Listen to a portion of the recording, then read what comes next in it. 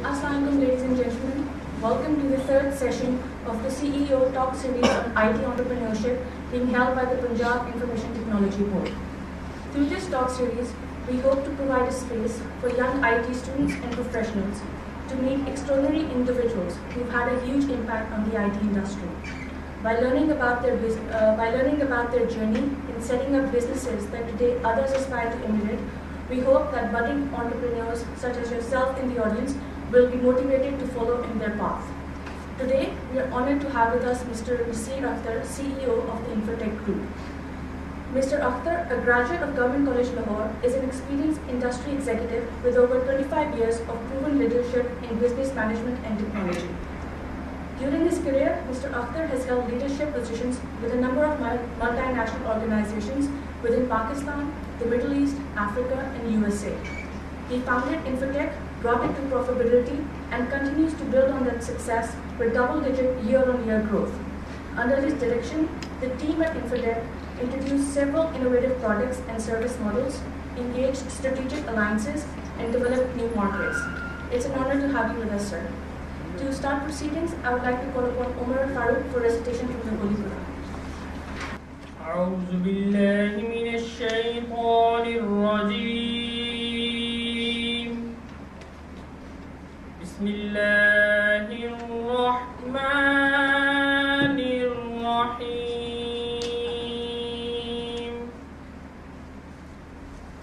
ألهاكم التكاثر حتى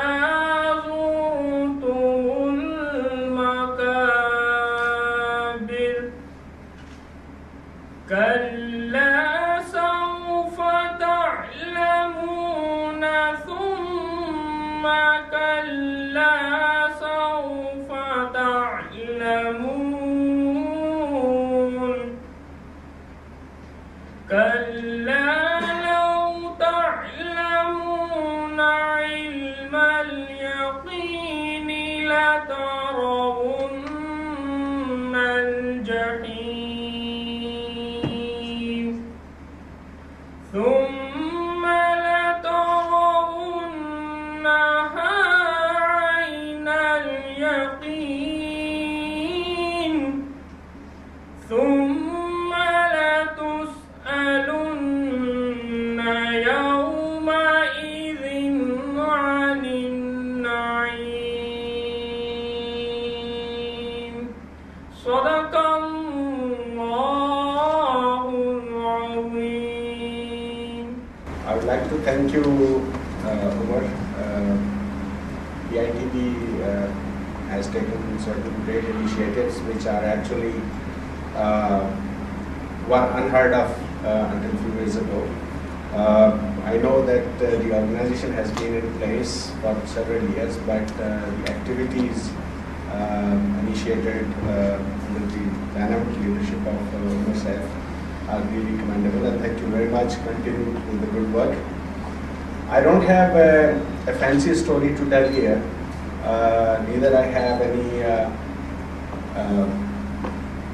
San Jose-like startup, no thrilling stuff and all that. But I'm going to take you through a journey, a story which spans over about 25 years. It's a story of smooth starts, slow starts, sustainability. Going through the constraints, how to survive through the constraints, and how to grow organically. Of course, strategic growth is something which is not very common here because of the reasons known to us. There are many social reasons. We don't have legal framework. That's why you don't see so much of mergers and acquisitions happening here.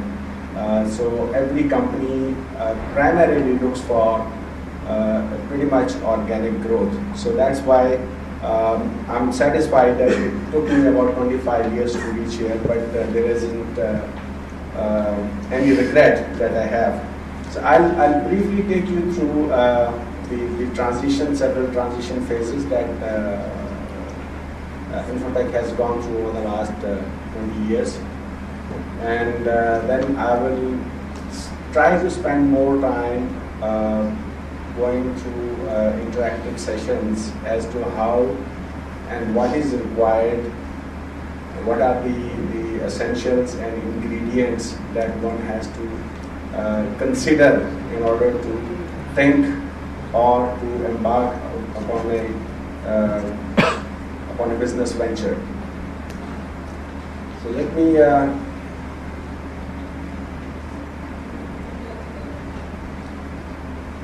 this was 1987 when I actually left my job. I had about 7-8 years of experience working with various companies in the Middle East, partly in the US and some other parts of the world, and learned primarily, I mean, the jobs were around technology, some or the other. It was not IT, core IT or information technology or software and all that. It was more towards engineering, like for example in Middle East, I was working with Honeywell controls. So that actually triggered the interest within my professional span of attention, you may say. That, so I limited my activities, barring few like aviation, which was my passion. So I had for some time worked for companies like Cessna and BeechJet. So by virtue of that interest I had. So it was, I mean, the first few years, starting in 1987, it was the time when there was very little guidance available, very little business management studies or courses were there in universities or in institutions. So one has to actually rely on the instinct and the self-motivation that I did with only. When I come to next slide with certain milestones, I would allow you to laugh at the capital with which I started. But nevertheless, I had about 7 or 8 years of working experience, and most of it was like from a very dirty kind of sales, field sales, to the back office management and the geographical, economic challenges of then Middle East and Africa and the US. But nevertheless, that was 4, 5, 6 components that we started with. It was primarily hardware-driven networks of PCs, desktops, hardware. Even the fax machines in those days was considered a piece of technology. And I remember when I first brought in a fax machine that I will install in my office to communicate with the rest of the world, it was confiscated at the customs. I never knew that it was a banned kind of thing, piece of technology at that time. I said, why it is so? And there was a whole lot of committee of PTCL at that time, and there was intelligence agencies involved that this technology can actually be instrumental in national security leakage and these kind of things. But then second time when I brought in, I had to go through the channel, which was the very well-known channel over there, as to pay something to the customs officer and get away with it. So that was a mix of 4, 5, 6 activities that we started with. It went very well for at least 6, 7, 8 years.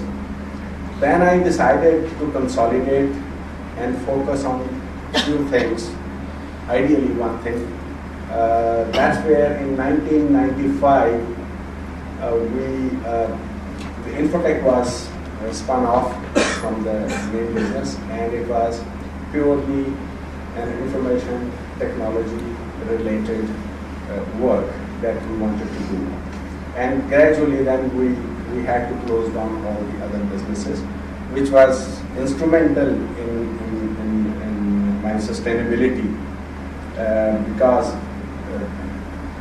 IT activities were in a very, very nascent stage at that time, and it was not really yielding the kind of revenues or profitability which was needed to support for the kind of growth that I always envisaged. So 1995, the Infotech was rebranded, as, registered as a new company, and I hired one of the top two people, one for the operations, one for the sales from the market. And listen here, I tried to copy the Silicon Valley model, get the people, pay them and ask them. But it was too early for me to act as a venture capitalist. A sizable amount was put in as a capital, and those two gentlemen, I still respect them. They might have tried their best, but that was not the culture. 6 months later, they came in that we need a similar amount of money because we have already spent that. I said, well, okay, but how did you spend it? Why did you what is the result? So they said that, yeah, the pipeline is very huge and things, right, will start yielding the projects and results in about another 6 months to 1 year. So I reluctantly pulled some cash out of the businesses which I was closing, luckily. So I put another, in those days, about 5 million or 7 million rupees, which was again disappeared in another 3 or 6 months. The company was growing. I would see the number of people and all that were growing, but there was no revenue. So there was, then I sat down seriously, started spending time by myself, managing the customers which were probably not being managed very well. And thereon, then we started recovering and started kind of showing up the result of the hard work that was put in by the people who started out. But eventually, as what happens in most cases in Pakistan, unfortunately, we broke up. Although it was a handsome equity that I had offered those two gentlemen, they went back to US and started living happily, and I had to drive it by myself.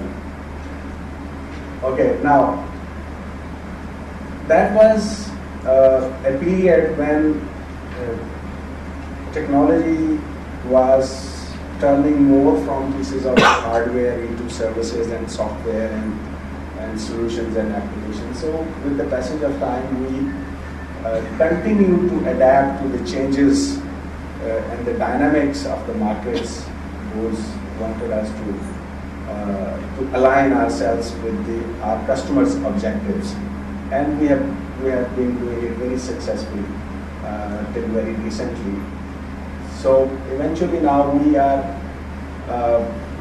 in a broader term, you can say that we are a system integrator. There are many other examples in Pakistan also, whereby we cover end-to-end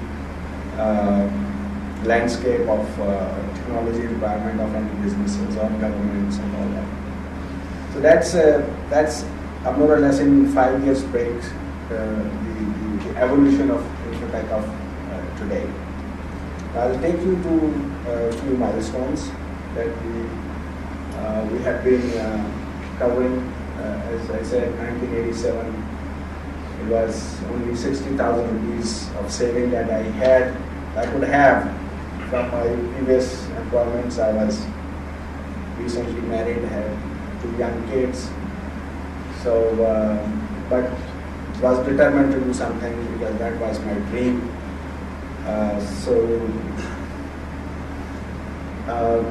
Without going into much of the details and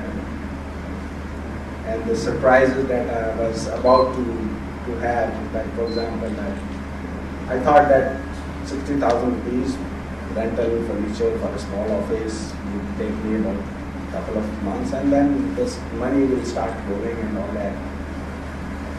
So I spent that money and I went to this PTCL office for an international phone connection. And to my surprise, that was the first surprise, because I thought it would take about 2,000 rupees. That was the normal fee for getting a phone. And they said, you want international circuit, you need to pay about 20,000 rupees to the whole chain of command at PTCL. 30,000 rupees, and I needed a telex also because fax was not really in it in 1987. So the international phone connection and a telex would cost about 40,000 rupees, both pieces put together. And that was a time that if you wanted to do a global business, if you wanted to stay connected with your suppliers, with your partners, how else you communicate?